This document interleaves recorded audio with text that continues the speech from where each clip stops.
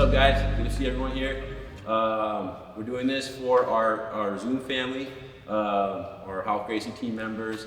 As you guys are aware, with the shutdown, we can't have anyone in the academy during these times, but we're keeping the connection alive here on Zoom. And so I have Joe here with us today, and we're gonna have some fun here, breaking down a couple. Today we're gonna focus a little bit on some of our self-defense, our starting self-defense, standing techniques that we'll break down here for you guys. And with that being said, we'll get into the first couple options right here, right now, and we'll get started. All right, so check it out.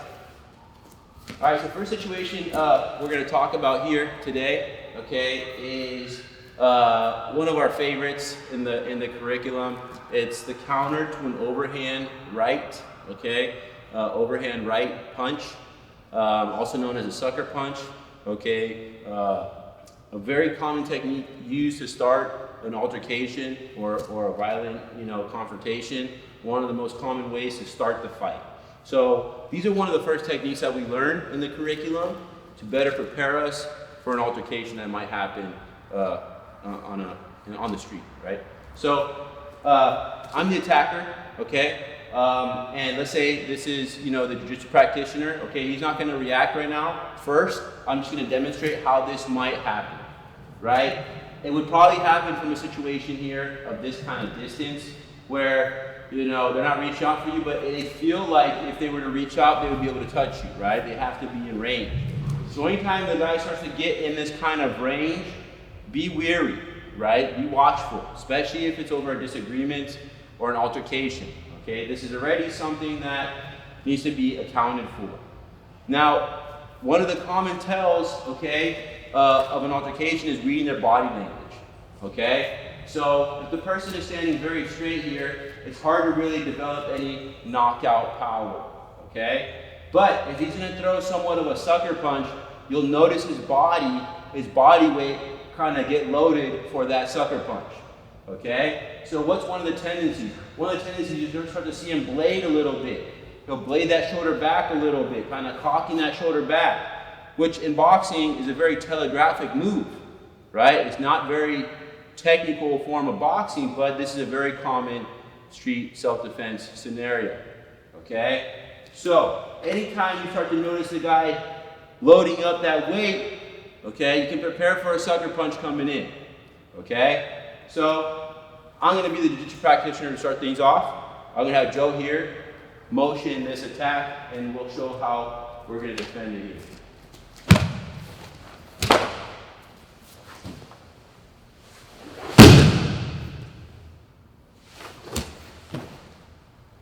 As you saw right there, we closed the distance, okay? We got inside the danger zone, okay? We looked at putting our opponent in a position where we could then apply a takedown and take away his punching power, okay? So we're gonna do this now again a little bit slower, okay? So we can break it down for you all at home, okay? Again, the range, he could be able to touch me. I'm watching the body language. I'm watching his body movement. If I see that kind of blading of the shoulder, that's my cue. When that strike comes forward, I'm already looking to stuff the punch. I'm smothering the punch. Okay, I want to close his distance. I want to smother him. Okay, I'm controlling both triceps, and I'm like a wet blanket on him. Once I smother, I don't disengage. Now what we're looking to do is we're going to take a pivot step, and we're going to step into the clinch position. Okay, I'm going to rotate for you guys because there's also another very important detail here, and that's with this arm. So as I rotate into that clinch position, okay, I'm hugging their hips, and I'm also circling my elbow over their elbow and arm as well. So therefore, I have complete control of their tricep. I'm inside their danger zone. They cannot knock me out from this kind of position, okay? And I'm keeping the weight on the balls of my feet, kind of like on my big toes. Now I'm ready to go for what we call the hip throw. I'm gonna do a forward setup step, and now I'm gonna take that back leg, step across and in front, follow through with my hips, and we're gonna lift our opponent here, follow through, and control with it on the belly. Okay? So, one more time, not too much words, just breaking the motions down kind of slowly here.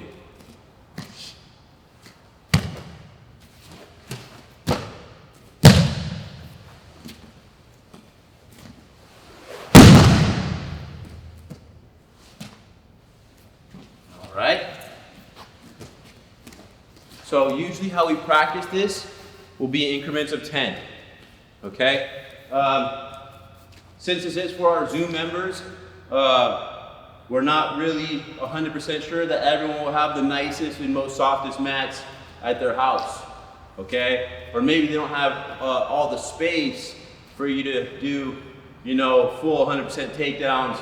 You know, your feet might hit the roof, you might have some lamps in the mix. So how we can practice this at home is going in increments of 10. So you could do this one technique, okay? You can grab your training partner at your house or your significant other at your house, okay? And you can just go step by step. You're not working necessarily your explosiveness and long endurance, but you're working your muscle memory. You're working your reflex and your timing. Okay, that's really what this focus is. Okay, so I'm gonna have Joe here go through 10 in a row. Okay, he's gonna do 9 versions of the lift. Okay, just going through the lifting motion. On the 10th one, he'll actually finish the throw. Okay, and so you guys can kind of get an idea at home. It's gonna look like this.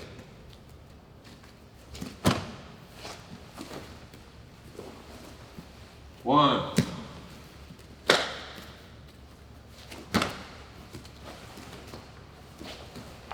2.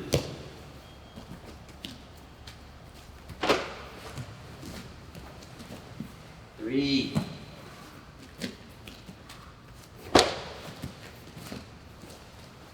4.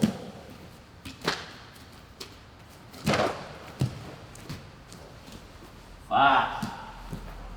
Nice. So you see right now we've done 5 reps. I'm not providing any resistance to Joe. I'm simply giving him the look that his opponent would be giving possibly in a situation like this. I'm not tense, I'm not stiff, I'm not anxious. I'm just giving him a body for him to go through these movements and go through these repetitions to give him the time that we need to make these corrections and adjustments that any practitioner will need to do throughout their journey, okay?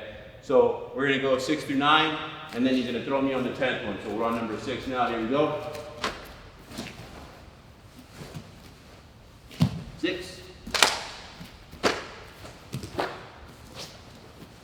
7.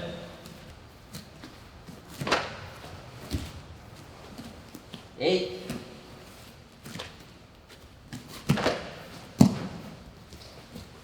9. All right, this is set number 10, so he's gonna go through the full throw on this.